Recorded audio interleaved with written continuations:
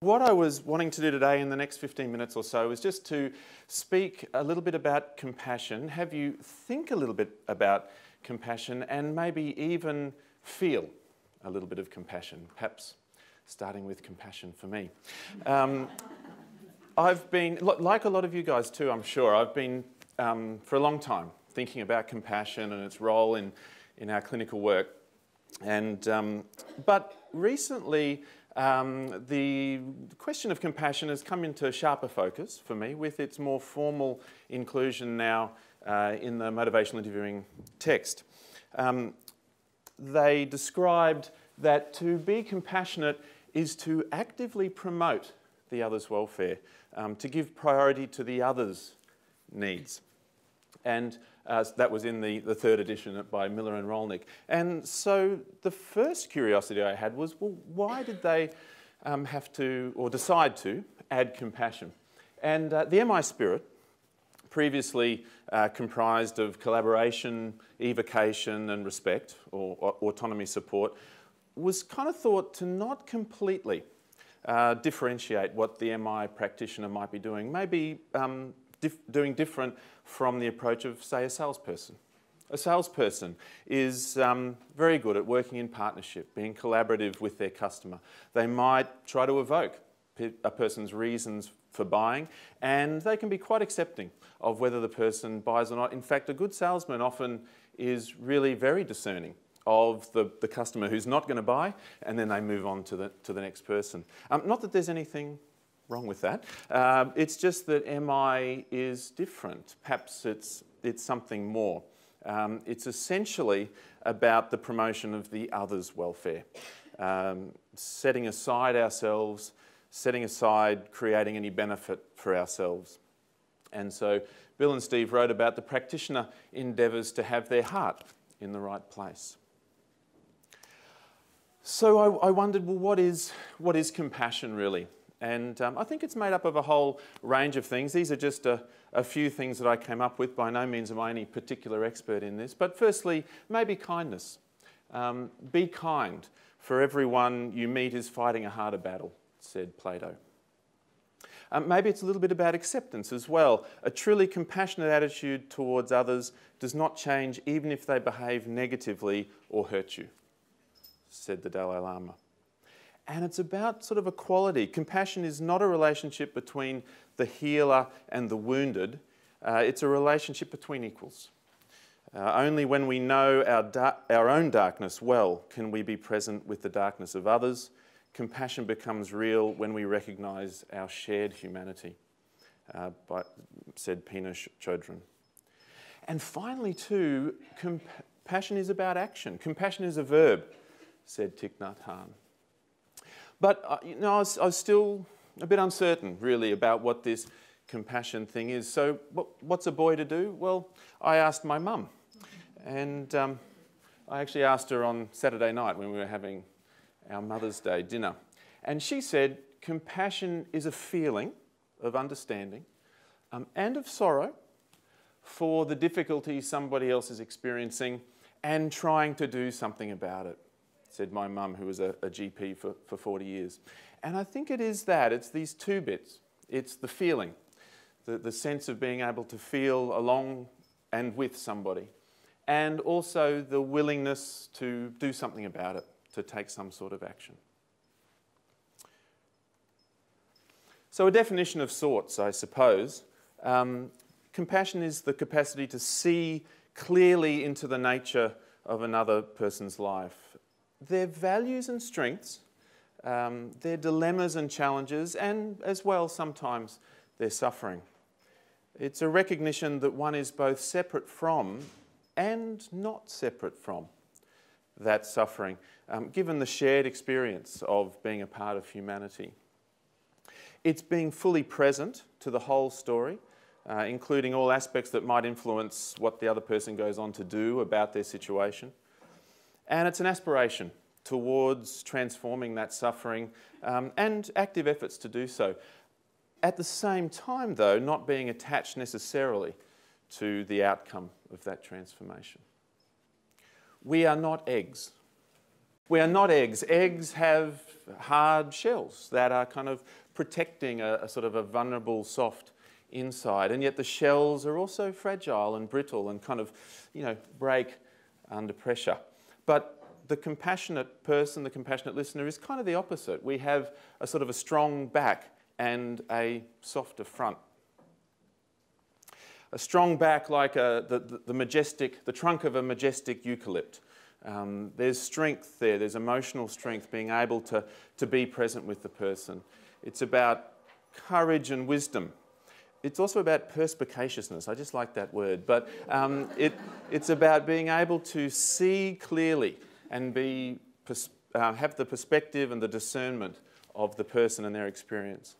And with conviction and humility as well, offer the support. And it's the soft front. It's about having love, that kind of non-possessive love that I think Carl Rogers used to talk about. And with kindness and care, acceptance and remaining calm and uncluttered, being open-hearted, and with patience and respect, having that empathy and understanding for the person. Compassion maybe has its enemies. Judgment, especially negative judgment, I guess, but sometimes positive judgment we have to be aware of as well. Feeling pity or sort of sorry for the person, feeling fear about having to be there with them, moral outrage, arrogance, knowing what's best. Maybe even that thing we were talking about yesterday with our own attitude about being too busy or having too much to do. Those things might all be sort of enemies of compassion, like termites sort of eating away at the core of our compassion. I have an intern at the moment who I'm supervising. We were talking just at the end of last week about one of her clients that she's finding really challenging. And at one point in our conversation, she sort of stopped and then she looked at me and tears were welling in her eyes. And she said, I just think I really hate this man. And I was so grateful that she said that and was able to reveal that to me, because compassion is very, very difficult. It's very difficult to be able to stay in that space. Well, for any given client that we may not agree with or actually sort of feel abhorrent is their behaviour. So compassion is very, very difficult. And one of our challenges, therefore, is, putting some time into cultivating compassion. It includes, I think, feelings of empathy and sort of concern, but kind of goes beyond that as well. It's about fostering that strength. Fostering that strength to be able to be present and sit with and listen to a person and their suffering. And secondly, it is about committing to take compassionate action, being willing to commit to doing things that are helpful. And thirdly, it's also about developing resilience to compassion fatigue. It is difficult work, it is hard work, and so we're trying to feel a resilience to be able to keep going with that.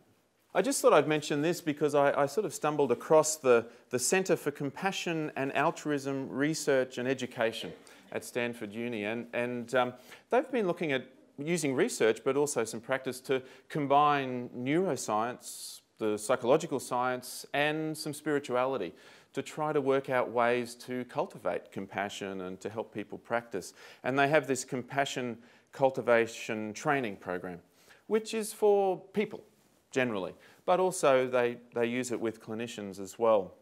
And they're using mindfulness practices such as breathing, but also visualization and different loving kindness type meditations to create that feeling of compassion.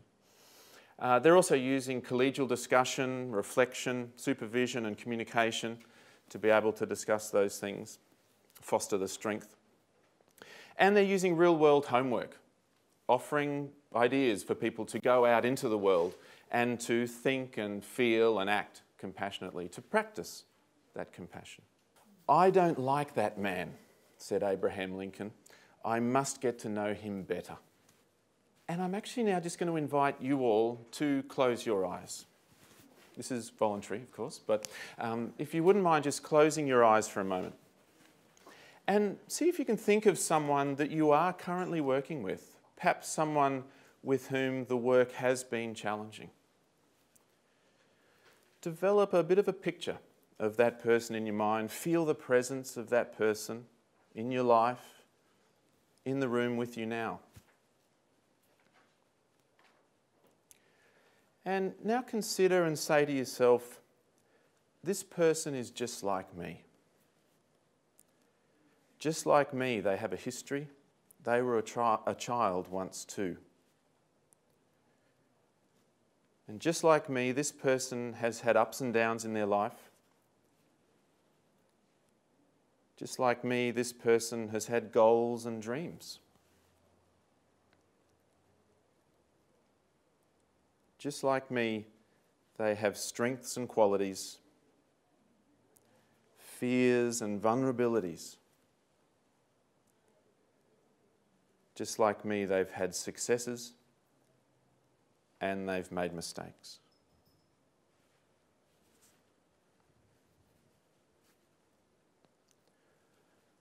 And if you wouldn't mind just opening your eyes again, I feel that one of our challenges at the moment is about developing good practice in motivational interviewing, and the inclusion now of compassion in the spirit of MI kind of requires us, I think, for good practice, to take a moment to stop and cultivate compassion, maybe for ourselves, first of all, and the hard, difficult work that we're doing, perhaps for our colleagues and the people that we're working with as well, and of course for our clients. In particular, and most importantly, the next client that we're about to see. Taking pause to cultivate that sense of compassion and a compassionate position for the person who's going to offer us the privilege of kind of being with them while they consider the prospect of change. So thank you very much. That's my presentation.